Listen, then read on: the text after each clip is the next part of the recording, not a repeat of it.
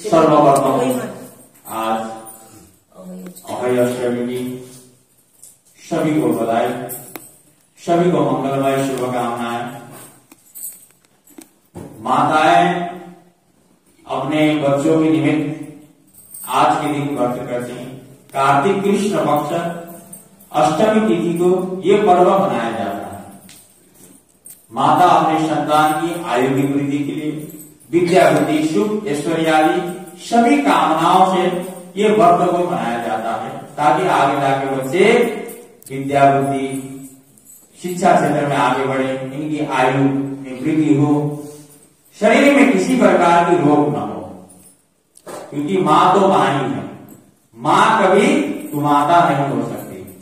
कोई माता न भवती, क्योंकि पुत्र भले ही पुत्र हो सकता है, लेकिन माँ कभी कुमाता नहीं हो सकती, क्योंकि वो स्वयं अपने आप वो गीली में सोती है, लेकिन बच्चों को सूखी में। माँ शब्द बड़ा ही पवित्र है।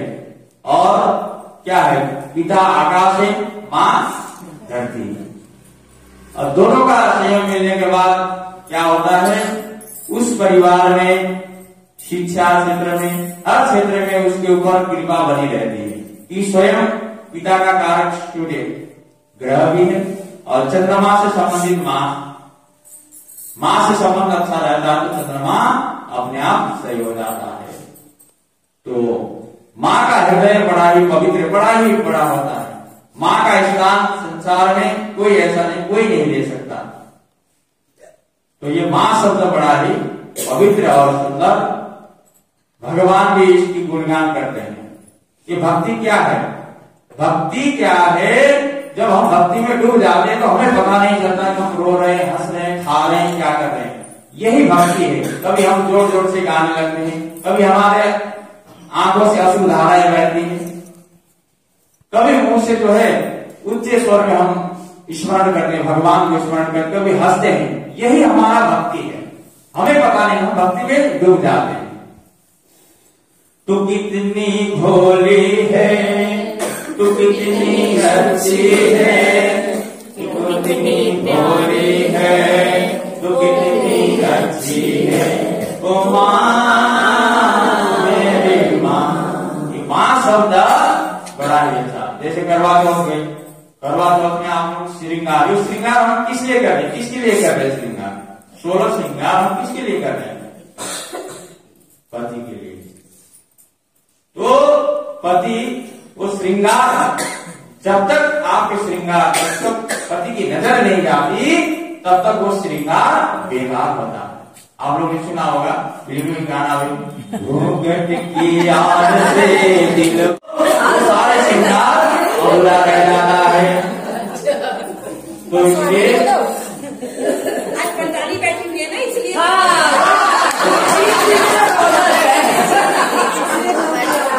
भगवान शंकर भी, भगवान शंकर भी एक बार विचलित हो गए। उन्होंने भगवान नारायण को मोहिनी रूप, स्त्री रूप में देखने की उनकी बड़ी इच्छा हुई, वो वैकुंठ में चले गए। तो भगवान ने आग्रह किया कि ये प्रभु, आपने सबको मोहिनी रूप धारण किया, मोहिनी रूप धारण करके आपने देवता को अमृत पिलाया, हम भी आपको उस रूप को देखना चाहते हैं। तो वहां भगवान नारायण ने भगवान शिव को अपना मोहिनी रूप दिखाया है, लेकिन भगवान वहां विचलित नहीं हुए। वो तो क्या थे? स्वयं भगवान भोले बाबा, वो तो उनको कामदेव को भी भस्म करने वाले। तो ऐसा पिछले कथाएं तो अनेक हैं, लेकिन समय कम है, सभी बात तो खैर संडे है, आगे बढ़ते। बोल कार्तिक महात्म्य की। राधा पृथु ने कहा, हे नारद, आप सर्व ज्ञाता हैं, अतएव आप संतान वृद्धि की तथा सुख संपत्ति देने वाले महाविद्या, महामाया, महामेधा, महास्मृति, महामोहा, महादेवी, महाईश्वरी तथा सर्व ईश्वरी अभय माता देवी की उत्पत्ति तथा इनका व्रत और कैसे किया जाता है, इसका वर्णन कीजिए कृपा कर। तब नारद जी कहने लगते हैं, एक समय कली काल में बड़ा भारी दुर्भिक्ष अकाल पड़ा तथा महामारी फैलने से अनेक अकाल मृत्यु हुई है।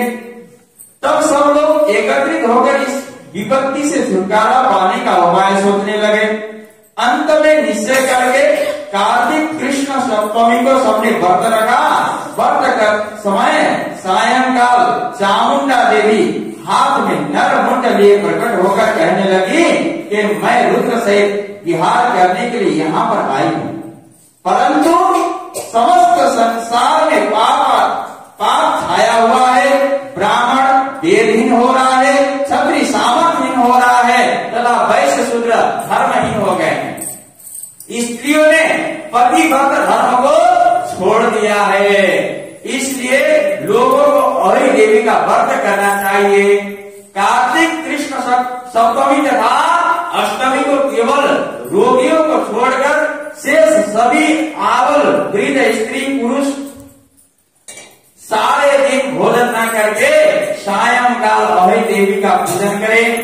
अभय देवी मेरा ही नाम है।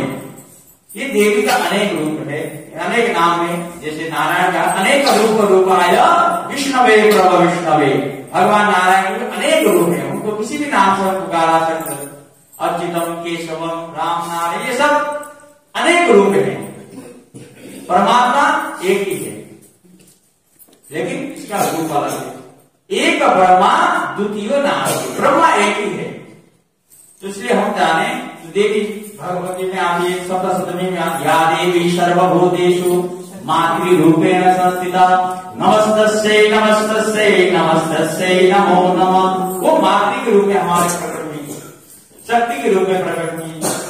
तो ये है, तो हमारे इस शरीर में सभी अंगों में देवताओं का वास होता है, ग्रहों का वास होता है। जहां से जो देवता चले जाता है वहीं से वही अंग काम करना छोड़ देता है। और देवी मेरा नाम है, अतः ये मेरे ही पूजा समझना चाहिए। अपने मकान को गोबर और मिट्टी से लेकर साफ करे, फिर काला पीला हरा तथा लाल इन 4 रंगों से द्वार पर मेरी मूर्ति बनाए। अब तो गोबर तो बड़ी दूर की बात है, पहले गांव में होती थी गोबर से लिपा जाता था। अब तो सब टाइलें लगी, फर्श हो गए, तो गोबर नाम सुनते करते हैं। लेकिन ये पवित्र है, ये सारे जितने भी नेगेटिविटी है इसको दूर करता है गाय का गोबर, लेकिन वो पवित्र होना चाहिए। आजकल गाय भी सड़ी गली खा रही, प्लास्टिक खा रही, गौ माता की बड़ी दुर्दशा है। मूर्ति बनाए तत्पश्चात सुंदर सुंदर स्वादिष्ट पकवान बनाकर मेरी पूजा करे। जब चामुंडा देवी ने ये कहा तभी एक दिवस स्त्री बोली, हे माता, हम नीच लोगों का कर्तव्य भी बतलाएं। तब देवी ने कहा, तुम लोग भी मेरे भक्त हो, सो सब लोग मेरा पूजन करो। तेरी संतान को पूजेगी तभी उसकी पूजा सफल होगी। मेरी पूजा के बाद तुम्हारी तथा मालिन की भी पूजा होगी। इतना कहकर देवी अंतर्ध्यान हो गई। नारद जी कहने लगते हैं, हे राजन, इस प्रकार देवी की कथा अनुसार सबने व्रत और पूजन किया, सबके संकट दूर होकर सारा संसार सुखी हो गया। राजा बिंदु ने नारद जी से पूछा कि हे मुने, कार्तिक मास तथा एकादशी तिथि श्रेष्ठ क्यों मानी गई है? तब नारद जी ने कहा, हे राजन, एक बार यही प्रश्न सत्यभामा जी ने श्री कृष्ण जी से पूछा था और उन्होंने जो उत्तर सत्यभामा जी को दिया था वही मैं तुमसे कहता हूँ, ध्यान लगाकर सुनो। एक समय की बात है, सत्यभामा जी ने श्री कृष्ण जी से पूछा, हे प्राणनाथ, जब सभी मास और तिथियां बराबर है तब कार्तिक मास और एकादशी तिथि उत्तम क्यों मानी गई है? तब श्री कृष्ण भगवान ने कहा, हे प्रिय, शंख नामक एक दैत्य समुद्र का पुत्र था। वो दैत्य इतना बलवान था कि उसने इंद्रादि देवताओं को स्वर्ग से निकालकर उनका स्थान स्वयं ले लिया। सब लोग उससे भयभीत होकर अपने बाल बच्चे सहित पर्वतों की कंदराओं में चले गए। तब वो दैत्य सोचने लगा कि मैंने देवताओं का स्थान तो ले लिया, लेकिन वो जीते नहीं गए। ऐसा प्रतीत हो कि देवता वेद मंत्र से बलशाली हैं, अतएव मंत्र सहित वेदों को हर ले जाऊं। जब उसने ऐसा विचार किया, वेद डर के मारे समुद्र में चले गए। तब ब्रह्मा आदि सब देवता संसार को वेद विहीन देख भगवान विष्णु की शरण में गए और उन्हें जगाने के लिए गीत वाद्य आदि क्रिया की भगवान के जगाने का आह्वान, आसन, पाद्य, अर्घ्य, आचमन, स्नान, वस्त्र, यज्ञ, पवित्र चंदन, पुष्प, धूप, दीप, नैवेद्य, तांबूलन, प्रदक्षिणा तथा नमस्कार की ये 16 प्रकार की पूजा होती है। 16 तब विष्णु भगवान प्रसन्न होकर देवताओं से कहने लगे, हे देवताओं, मैं तुमसे अत्यंत प्रसन्न हूँ। अतएव शंख आदि दैत्यों को मारकर मैं चारों वेदों को शीघ्र ही ले आऊंगा। परंतु आज से वेद बीज मंत्र से कार्तिक मास में जल में निवास करेंगे। अतएव कार्तिक के महीने में जो कोई जल में स्नान करेगा उसको यज्ञ के समान फल प्राप्त होगा और उसके समस्त विघ्न दूर हो जाएंगे। हे देवताओं, आज एकादशी के दिन आप सबने मुझे जगाया है, इसलिए सब तिथियों में एकादशी ही मान्यता अधिक होगी। वस्तुतः कार्तिक तथा एकादशी का व्रत मुझे अत्यंत प्रिय है। नारद जी कहते हैं, हे राजन, इतना इतना कहकर भगवान मछली का रूप धारण कर विंध्याचल में निवास करने लगे। कश्यप जी अंजलि में आ गए। कश्यप जी ने उनको कमंडल में डाल दिया। जब कमंडल भर गया तो मत्स्य रूप होकर भगवान कहने लगे, हमको कोई बड़ा स्थान दो। तब कश्यप जी ने उनको घड़ा दिया। घड़ा भी भर गया। तब उन्होंने कुएं में छोड़ दिया, परंतु भगवान धीरे धीरे बढ़ते रहे। तत्पश्चात कश्यप जी ने उनको समुद्र में डाल दिया। भगवान समुद्र में बढ़ने लगे। फिर मत्स्य अवतार भगवान शंकासुर दैत्य को मारकर बद्री नारायण के आश्रम पर आ गए।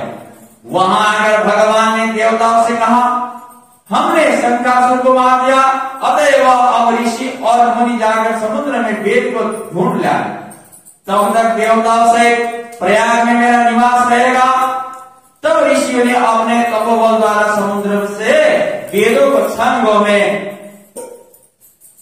विभाजित किया। व्याकरण, छंद, कोश, वैयक, ज्योतिष तथा स्मृति ये दृढ़ निकाला। जिस वेद का जो भाग जिस ऋषि को मिला तब से वो भाग उसी ऋषि का माना जाता है। इसके बाद समस्त ऋषि ब्रह्मादि देवताओं के पास आ गए और उन्होंने वहां पर अश्वमेध यज्ञ किया। तभी से प्रयाग तीर्थों का राजा कहने जाने लगे। प्रयागराज में स्नान, दान तथा यज्ञ का विशेष महत्व है। इसलिए जन्म जन्मांतर के पाप सभी नष्ट हो जाते हैं यहाँ पर स्नान करके। कार्तिक महान है।